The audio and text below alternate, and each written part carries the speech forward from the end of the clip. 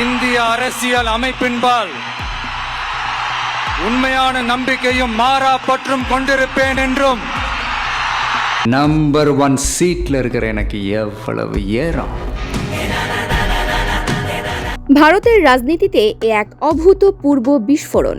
একদিকে দিল্লির মসনদে বসে থাকা নরেন্দ্র মোদী এবং বাংলায় বিজেপির ফায়ার ব্র্যান্ড নেতা শুভেন্দু অধিকারী, অন্যদিকে দক্ষিণ ভারতের মেগাস্টার তথা নবগঠিত রাজনৈতিক দল টিভিকে এর প্রধান থালাপতি বিজয়।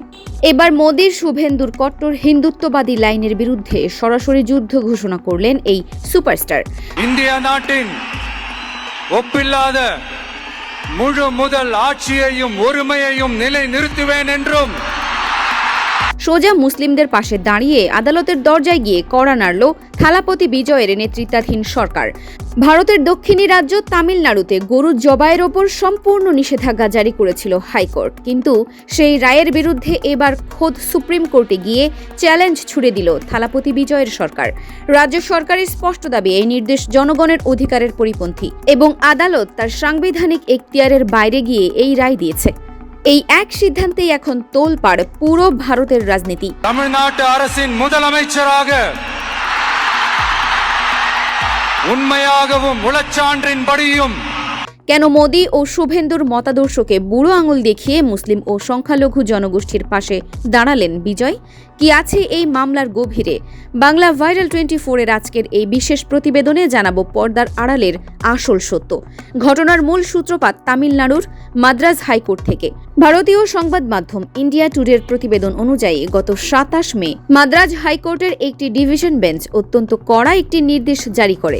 1976 সালের একটি পুরনো সরকারি আদেশকে হাতিয়ার করে আদালত পুরো তামিলনাড়ু রাজ্য জুড়ে গরু ও বাছুর জবাইয়ের ওপর তাৎক্ষণিক এবং সম্পূর্ণ নিষেধাজ্ঞা জারি করে দেয়।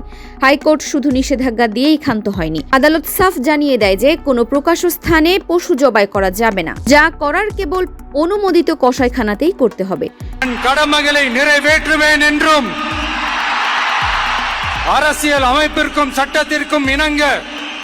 সবচেয়ে বড় ধাক্কাটি আসে তখন যখন আদালত রাজ্যের মুখ্য সচিব ও জ্যেষ্ঠ পুলিশ কর্মকর্তাদের কড়া নির্দেশ দেয় যে ঈদুল আজহা বা কোরবানির ঈদ সহ বছরের যে কোনো সময় যেন রাজ্যে গরু ও বাছুর জবাই কঠোরভাবে ঠেকানো হয়। আর এই নির্দেশের পরেই ভারতের সংখ্যালঘু মুসলিম সম্প্রদায়ের মধ্যে তীব্র উদ্বেগ ও অসন্তোষ দেখা দেয়, কারণ এটি সরাসরি তাদের ধর্মীয় ও অর্থনৈতিক রীতির ওপর আঘাত হানছিল। কিন্তু হাইকোর্ট হঠাৎ করে কেন এমন রায় দিল? এর পেছনে ছিল ভারতের কট্টর হিন্দুত্ববাদী রাজনীতি। তামিলনাড়ুর অন্যতম পরিচিত হিন্দুত্ববাদী রাজনৈতিক দল হিন্দু মাক্কাল কাচ্চির রাজ্য সাধারণ সম্পাদক সূর্যের করা একটি আবেদনের পরিপ্রেক্ষিতেই মাদ্রাজ হাইকোর্ট এই রায় দিয়েছিল। ওই আবেদনে দাবি করা হয়েছিল প্রকাশ্যে অবৈধভাবে গরু জবাই করা হচ্ছে এবং তা বন্ধ করতে আদালতের জরুরি হস্তক্ষেপ প্রয়োজন। அச்சமும் ஒருதலை சார்பும் இன்றி விருப்பு வெறுப்பை விலக்கி பலதரப்பட்ட மக்கள் அனைவருக்கும்। রাজনৈতিক বিশ্লেষকরা বলছেন এই মামলা এবং হাইকোর্টের রায় ছিল মূলত প্রধানমন্ত্রী নরেন্দ্র মোদীর দল বিজেপি এবং শুভেন্দু অধিকারীর মতো হিন্দুত্ববাদী নেতাদের রাজনৈতিক লাইনের সাথে হুবহু মিলে যাওয়া একটি পদক্ষেপ। কারণ গো বলয়ের রাজনীতিকে দক্ষিণ ভারতে ছড়িয়ে দিতে এই ইস্যুগুলো সবসময় বড় অস্ত্র হিসেবে ব্যবহৃত হয়। কিন্তু যেখানে অন্যান্য দলগুলো এই সংবেদনশীল ইস্যুতে চুপ করে থাকার কৌশল নিচ্ছিল, সেখানেই মাস্টার স্ট্রোক খেললেন থালাপতি বিজয়।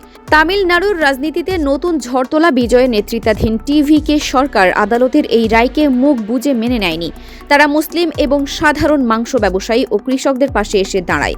মাদ্রাজ হাইকোর্টের দেওয়া এই রায়কে সরাসরি চ্যালেঞ্জ করে দেশের সর্বোচ্চ আদালত অর্থাৎ সুপ্রিম কোর্টের দরজায় কড়া নেড়েছে বিজয়ের রাজ্য সরকার। সুপ্রিম কোর্টে দায়ের করা বিশেষ আবেদন বা লিট পিটিশনে থালাপতি বিজয়ের সরকার অত্যন্ত কড়া ভাষায় হাইকোর্টের রায়ের বিরোধিতা করেছে। রাজ্য সরকারের দাবি এই নির্দেশ তামিলনাড়ুর নিজস্ব পশু সংরক্ষণ আইন 1958 এর সম্পূর্ণ পরিপন্থী। এখন প্রশ্ন হচ্ছে 1958 সালের ওই আইনে আসলে কি বলা আছে যা নিয়ে বিজয় সরকার এত জোর দিচ্ছে? বিজয় সরকারের পক্ষ থেকে সুপ্রিম কোর্টে স্পষ্ট জানানো হয়েছে যে বিদ্যমান আইন অনুযায়ী তামিলনাড়ুতে গরু জবাই সম্পূর্ণ নিষিদ্ধ নয়। আইন বলছে যদি কোনো গরু বা বাছুরের বয়স 10 বছরের বেশি হয় অথবা সে যদি তার কর্মক্ষমতা কিংবা প্রজনন ক্ষমতা সম্পূর্ণ সম্পূর্ণ হারিয়ে ফেলে, তবে সংশ্লিষ্ট কর্তৃপক্ষের অনুমতি নিয়েই নিয়ম মেনেই তা জবাই করা যেতে পারে। সুপ্রিম কোর্টে থালাপতি বিজয়ের সরকার আরও একটি অত্যন্ত বিস্ফোরক ও তাৎপর্যপূর্ণ দাবি করেছে। তারা বলেছে, গরু জবাইয়ের উপর এভাবে ঢালাও এবং সম্পূর্ণ নিষেধাজ্ঞা জারি করে হাইকোর্ট কার্যত রাজ্যের আইনসভার স্বাধীন ক্ষমতায় হস্তক্ষেপ করছে। நேர்மையானதை செய்வேன் என்றும் ஆண்டவன் மீது ஆணையிட்டு உறுதிமொழிகிறேன்।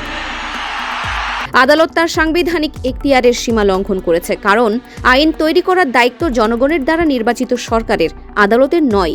বিজয়ের এই অবস্থান প্রমাণ করে দেয় যে তিনি দিল্লির মোদী সরকার বা বাংলার শুভেন্দু অধিকারীর মতো হিন্দুত্ববাদী প্রেশার পলিটিক্সের সামনে মাথা নোয়াতে রাজি নন। দর্শক, একটু তলিয়ে ভাবলে বুঝতে পারবেন কেন এই ঘটনাকে মোদী এবং শুভেন্দু রাজনীতির বিরুদ্ধে থালাপতি বিজয়ের এক বিরাট চ্যালেঞ্জ হিসেবে দেখা হচ্ছে। ভারতের প্রধানমন্ত্রী নরেন্দ্র মোদী এবং পশ্চিমবঙ্গের বিজেপি নেতা শুভেন্দু অধিকারী দুজনেই সারা দেশে গো বধ নিষেধাজ্ঞা এবং কড়া ধর্মীয় মেরুকরণের রাজনীতিতে সমর্থন করেন। বাংলাতেও শুভেন্দু অধিকারী প্রায়ই সংখ্যালঘু ও তোষণের রাজনীতির অভিযোগ তুলে কড়া হিন্দুত্ববাদী লাইন নেওয়ার কথা বলেন। কিন্তু দক্ষিণ ভারতে থালাপতি বিজয় নিজের দল টিভিকে গঠন করার পর থেকেই স্পষ্ট করে দিয়েছেন যে তার রাজনীতি হবে ধর্মনিরপেক্ষ, প্রগতিশীল এবং তামিল আত্মপরিচয়ের রাজনীতি। তামিলনাড়ুর মুসলিম ও দলিত সমাজকে সাথে নিয়ে তিনি এক নতুন বিকল্প তৈরি করতে চান। আর তাই মাদ্রাজ হাইকোর্টের রায়ের বিরুদ্ধে সুপ্রিম কোর্টে গিয়ে তিনি মোদী শুভেন্দুর সর্বভারতীয় হিন্দুত্ববাদী এজেন্ডাকে এক বড় ধাক্কা দিলেন। বিজয় বুঝিয়ে দিলেন, ধর্মের নামে সাধারণ মানুষের খাদ্য তালিকা বা ধর্মীয় স্বাধীনতায় হস্তক্ষেপ তিনি বরদাস্ত করবেন না। এখন পুরো ভারতের নজর দেশের সর্বোচ্চ আদালত অর্থাৎ সুপ্রিম কোর্টের দিকে। সুপ্রিম কোর্টকে তামিলনাড়ুর 1958 সালের বিদ্যমান আইনকেই বহাল রাখবে, নাকি মাদ্রাজ হাইকোর্টে দেওয়া সম্পূর্ণ নিষেধাজ্ঞার রায়কেই কার্যকর করবে? এই সিদ্ধান্তের ওপরই নির্ভর করছে তামিলনাড়ু তথা ভারতের এই বহুল আলোচিত বিতর্কের ভবিষ্যৎ। ஜோசப் விஜய் எனும் நான்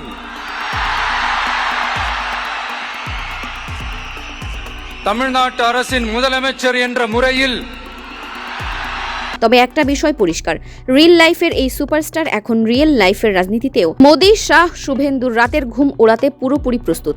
দর্শক, থালাপতি বিজয়ের এই সাহসী পদক্ষেপকে আপনি কিভাবে দেখছেন?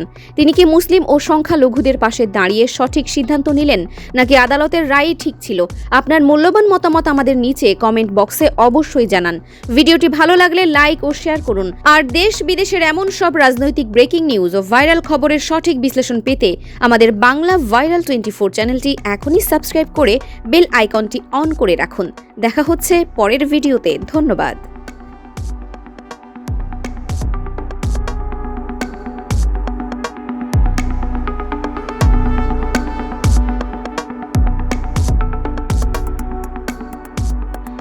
உள்ளாவதும் தெரிய வருவதுமான எந்த பொருளையும் முதலமைச்சரின் கடமைகளை உரியவாறு நிறைவேற்ற தேவையான அளவுக்கன்றி ஒருவரிடமோ பலரிடமோ நேர்முகமாகவோ மறைமுகமாகவோ அறிவிக்கவோ வெளிப்படுத்தவோ மாட்டேன் என்று ஆண்டவன் மீது ஆணையிட்டு உறுதிமொழிகிறேன்.